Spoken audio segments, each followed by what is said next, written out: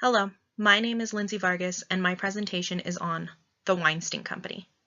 In this presentation, I'll explain a little of the company's background, the major scandal that occurred, the aftermath of that scandal, and what the company should have done differently.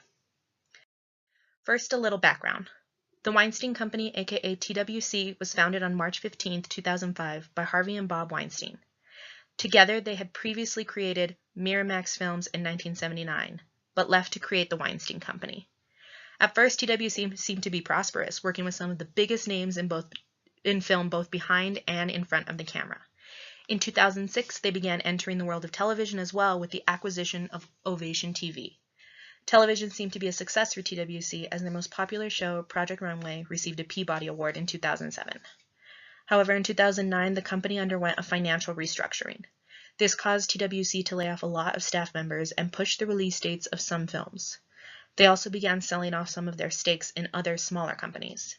In 2010, even more layoffs occurred, and TWC sold ownership of its library, about 200 titles at the time, which saved the company from bankruptcy. TWC continued to have financial troubles for a few years and would continue to sell off their stakes in other companies to help. In 2015, Harvey Weinstein stated he wanted to purchase Miramax Films, which was being sold by their parent company, Disney. Weinstein wanted to merge the film and TV libraries of both companies. This did not pan out, as TWC lost the bid to BN Media Group in March of 2016. TWC then turned its focus elsewhere and launched Ms. Chief, a label dedicated to animated films, in August of 2017. This launch was quickly overshadowed by the scandal. On October 5th, 2017, the New York Times released an expose stating that over 60 women, most from the film industry, had accused Harvey Weinstein of sexual harassment, sexual assault, or rape. Victims include actresses such as Kate Beckinsale, Salma Hayek, Angelina Jolie, Ashley Judd, Rose McGowan, Lupita Nyong'o, and so many more. Harvey Weinstein covered up these stories for decades with money, threats, and blackmail. The next day, on October 6th, 3 of TWC's board members resigned, and Harvey Weinstein announced he would take a leave of absence. On October 7th, another board member resigned. By October 8th, Harvey had been fired. The last board of directors member to resign did so on October 12th. So how did this affect TWC's reputation? Let's take a look at their reputation both before and after the scandal. Before, TWC's reputation wasn't great. They had almost gone bankrupt, had tons of layoffs, and they were producing some pretty big flops. However, they did still experience some box office hits with Django Unchained, Silver Linings Playbook, The King's Speech, and Inglourious Basterds. So for an independent film studio, all wasn't too terrible. After the scandal, everything fell apart. Despite firing Harvey, the company still received a lot of backlash from the public, who believed the company knew of Harvey's wrongdoing and allowed it to continue. Things got worse on October 17th, when Bob Weinstein was also accused of sexual harassment, and in December 2017, one of the company's legal firms on retainer filed a suit against TWC, claiming they had not been paid for their services in years. All of this continued to tank TWC's reputation both publicly and professionally. The board eventually decided to sell and hoped to acquire a buyer without having to file for bankruptcy, but in March of 2018, the company announced it had done just that. Lantern Capital Partners bought TWC on July 16, 2018, and completely closed down the company along with its website. However, despite not existing anymore, TWC is still one of the most hated companies in the United States. Their reputation has followed them beyond their dissolution. The Harvey Weinstein scandal and the subsequent lawsuits and investigations damaged the reputation of one of the biggest independent film studios so terribly that when bought out, the new owning company decided to not even attempt to resurrect TWC. But what if they had? Could things have been done differently from a PR standpoint that would have allowed for a different outcome? To really look into this, it's important to understand where TWC went wrong and how this happened. So how did TWC enter this downward spiral of doom? Well, first, the company clearly failed to demonstrate control. Despite the New York Times stating they gave TWC ample time to respond to the accusations before the article came out, the company continued to refute the article and say it was based on hearsay rather than facts. The company did not demonstrate that it had control over the situation at all. Now, the word control is relative, as it is impossible for the company's spin to dominate this story, but the accusations seem to come out of left field according to the company, which also shows they have no control over the members of their company. In an organization as widely known as TWC and in a position as high up as Harvey's, the public expects the company to hold the people in these high positions to a higher standard. When they are not, the individual is not the only one who has a tarnished reputation.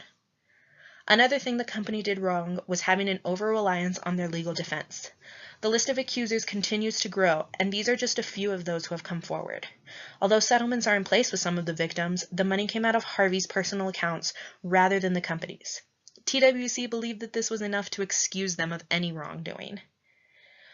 One board member claims they knew of some of the settlements and therefore created a new code of conduct for all employees that worked at the company and specifically called out the top executives.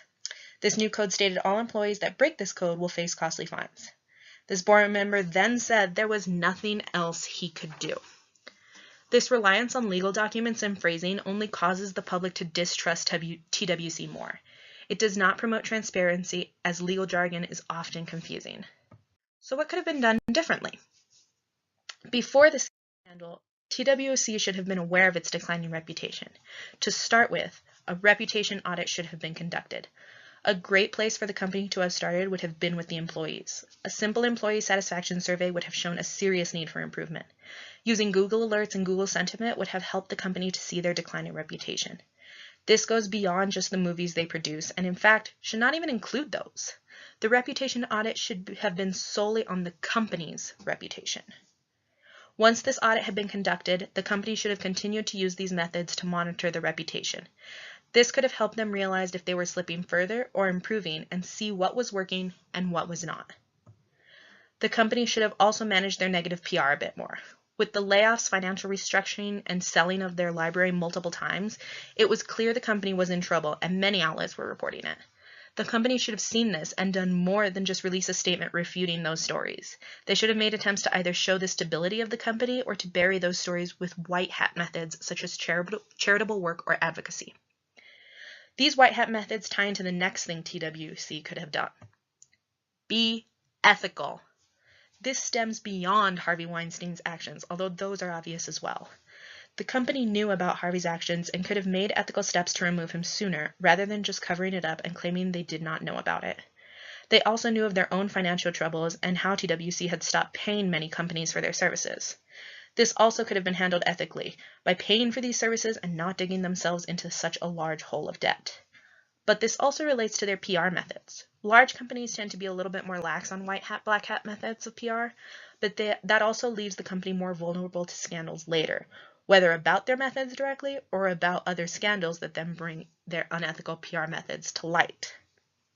Knowing what they knew of Harvey's actions, TWC should have taken every step of ethical management long before this scandal ever broke. However, it is easy for large and small companies alike to be caught off guard by scandals, usually due to lack of crisis management preparation rather than lack of knowledge. So what could TWC have done differently after the scandal broke? First, they should have really evaluated the key steps on crisis response: candor, explanation, declaration, contrition, consultation, commitment, and restitution. All of these steps have to do with taking ownership in one way or another of the company's part in the wrongdoing.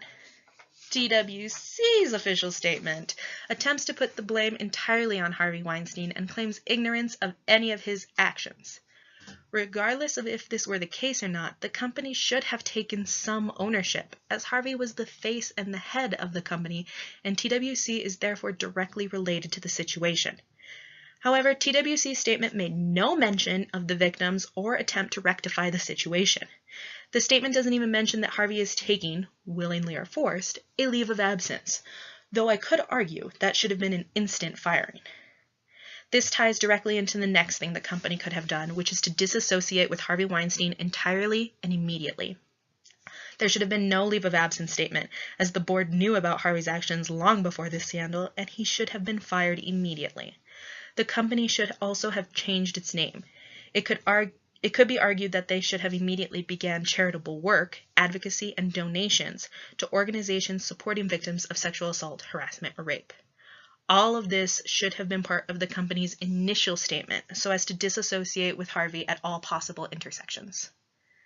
Lastly, with their financial troubles, they could have sold themselves smartly, which would have allowed the company to continue rather than dissolve. Many sale agreements broke down because the company was still being greedy. Had TWC handled the PR nightmare of the scandal better, they may have looked more favorable to a buyer, especially if they had publicly disassociated themselves from Harvey. Lantern, who ended up purchasing TWC, was open to keeping the company intact when negotiations first started, but eventually dissolved the company when they realized the reputation could not be repaired even with a name change. The Weinstein Company was one of the most prominent American independent film studios, and due to a lack of crisis management preparedness, the company no longer exists when it could have been saved. Thank you.